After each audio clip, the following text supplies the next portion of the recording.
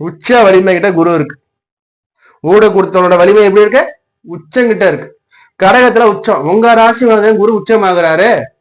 அப்ப குரு ராசியை விட்டுருவாரா? விடவே மாட்டார்.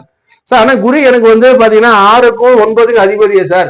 6 விடுங்க, புரியுதா இல்லையா? அந்த 6 தான் பார்த்தா தொழில் ஒரு காலத்தை மறைஞ்சிருக்கு. நோய் நொடி பிணிப்பிட கடனாக இருந்தாலும் அந்த 6 விட ஒரு தொழில் ஒளிஞ்சிருக்கு.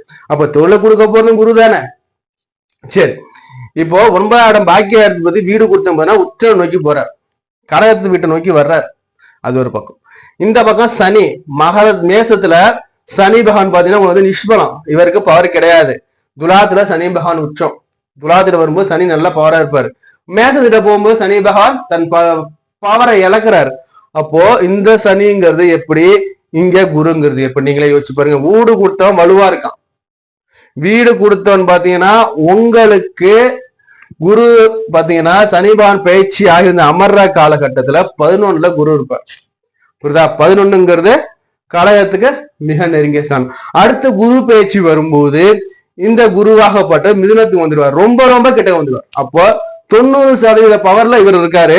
இவர் வந்து 20% பவர்ல இருக்காரு. ஏன்னா அடுத்து வந்து நிஷ்பலம் ஆயிடுவார் இல்லையா? சரி, அது ஒரு பக்கம் இருக்கட்டும். சரி, இது ஒரு கணக்கு. அடுத்த கணக்குல எடுத்து பார்க்கும்போது ஊடு கொடுத்தவன் யாரு உங்களுக்கு? குரு. உங்களுக்கு சனி எதுக்கு அதிபதி? 8க்கும் 7க்கும் அதிபதி. சரி, 8க்கும் 7க்கும் அதிபதி எங்க வர்றாரு? குருவோட வீட்டுக்கு வர்றாரு.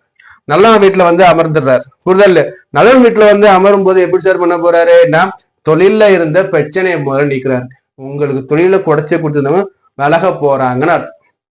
ஃபர்ஸ்ட் வேலை, புரியுதா? வேலையில இருந்த தொல்லைகள் விலக போகுது. அடுத்தபடியே இந்த கடகராசிக்காரத்தை பொறுத்த வரைக்கும் குடும்ப வாழ்க்கையில இருந்த சிக்கல்கள் விலக போகுதுங்க. தகப்பனாருக்கு மட்டும் ஒரு சில உடல் உபாதைகளை கொடுத்தாலும் இவர் அமர்றது குருவோட வீடுங்கனால தகப்பனாருக்கும் ஆதாயத்தை தான் கொடுக்க போறார். First point. அப்பாவுக்கு ஒரு சில உடல் நலிவை கொடுத்தாலும் அப்பாவுக்கும் ஆதாயம். அப்பா கையில ஏதோ ஒரு 2 ரூபா 3 ரூபாங்கிறதால குறைந்த அளவு காசாக இருந்தாலும் அது கொடுக்க போறாரு. அது பெரிய லெவலாக உங்க சுயஜாதத்தை பொறுத்து மாறுபடும். அதே மாதிரி பாத்தீங்கன்னா இங்க பாக்கியஸ்தானத்துல உங்களுக்கு வந்து சனி பகவான் அமரும். இவர் 8க்கும் அதிபதி 7க்கும் அதிபதி. பாக்கியத்தை வந்து அமரும் போதே பிரிந்து இருந்த கணவன் மனைகள் ஒண்ணு சேர வாய்ப்புகள் இருக்கு. பிரிந்த தம்பதிகள் ஒண்ணு சேர வாய்ப்புகள் இருக்கு. திருமணம் வேண்டி காத்திருந்தவங்க திருமணம் அமைகிற வாய்ப்பு இருக்கு. உங்களுடைய 7ஆம் அதிபதியே சனிதான். இவர் வந்து பாக்கியத்தை அமரும் போது 7ங்கிறது கலசத்தானம் இல்லையா? அவர் வந்து பாக்கியத்தை அமரும் போது திருமண வாய்ப்பை ஏற்படுத்துறாருங்க. இது ஒண்ணு. அடுத்தபடியா இந்த ராகு கேதுகள் பயிற்சியாகும் போது ராகு 8க்கு வந்துருவார். புரியுதா? குரு பகவான் 12க்கு வந்துருவார். புரியுதா இல்ல? இங்க கேது பகவான் உங்களுக்கு 2ஆம் இடத்துக்கு வந்துடுறார். அப்போ என்ன சார் நடக்குதுன்னா, இங்க சார் நான் வந்து வெளிநாட்டு வேலைக்கு நான் பணம் கட்டியிருந்தேன்.